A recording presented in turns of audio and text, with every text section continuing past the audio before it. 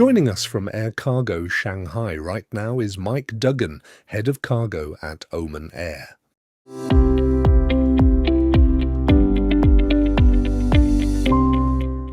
Oman Air we used to fly to China a few years ago, and in fact, currently our passenger division is considering relaunching flights back to China. So this event gives us a good opportunity to come and test the waters, speak to customers again, and understand the new dynamics of what's going on.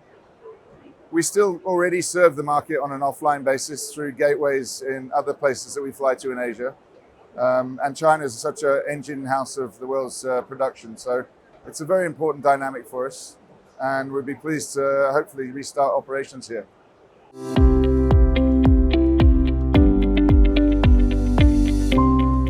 Well, it was part of the transformation itself. We did have a 737 freighter, and we needed to sell that at the time for financial reasons. However, it also then gave us a more flexible approach to managing our main deck capacity. So right now we're talking to various partners to see how we can work with them together to access main deck capacity without having to necessarily have the asset under our control. At the end of the day, cargo isn't like a passenger business. Cargo doesn't mind necessarily what kind of aircraft it goes on, as long as it fits and as long as it's operating efficiently. So outsourcing to other providers gives us that flexibility to upscale, downscale according to market demand, and hopefully in a more profitable or sustainable fashion.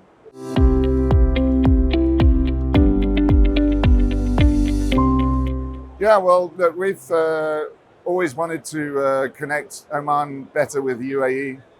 UAE being such an important logistics part of the Middle East. Unfortunately, as we know, there was a skirmish recently, let's call it a skirmish. And during that time, the fallout was that we saw a lot of logistics trade lanes change to move through Oman, and that opened up the borders, and customs became much more efficient in their handling of that kind of cargo. So we were able to start our own trucking service between UAE and Oman as part of the response to the troubles. And now that things have settled down, we've changed that into a scheduled service. We're leveraging the capability to link our network with the UAE. That gives us a little bit more dynamics, where before we were restricted by operating narrow-body passenger aircraft. Now we have the full capability of outsized cargo on trucks between the two, linking our network with the UAE. So just gives that, Oman's equally well placed to handle this logistics. But now with our network linked to UAE, we've just got a little bit more dynamic to it.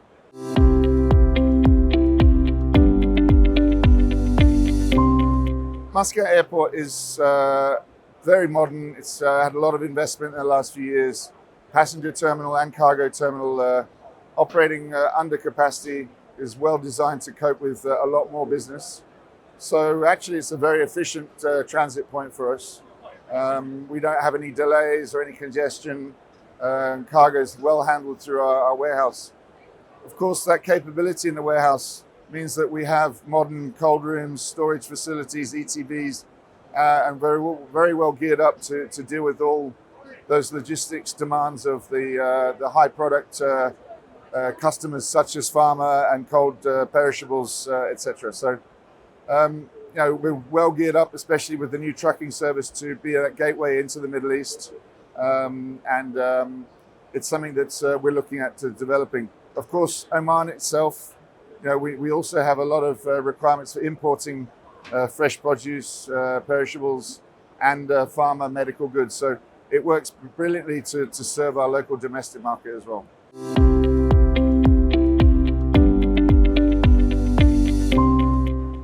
I guess the obvious one is that, what's going to be the new normal in the world?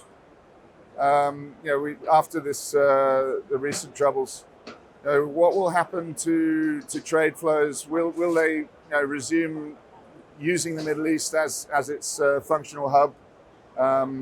Or will shippers want to avoid the Middle East? Now, from my perspective, Oman, we didn't shut down at all during the war, and we didn't have one shipment delayed or any problems like that. So I think that hopefully we'll be well geared up to prove that Oman and the Middle East is there to stay. It's not going to change, and hopefully the new normal will be back to what we had before. I feel very optimistic about the chances of redeveloping or resustaining what we have in the Middle East, and quite confident things will be good.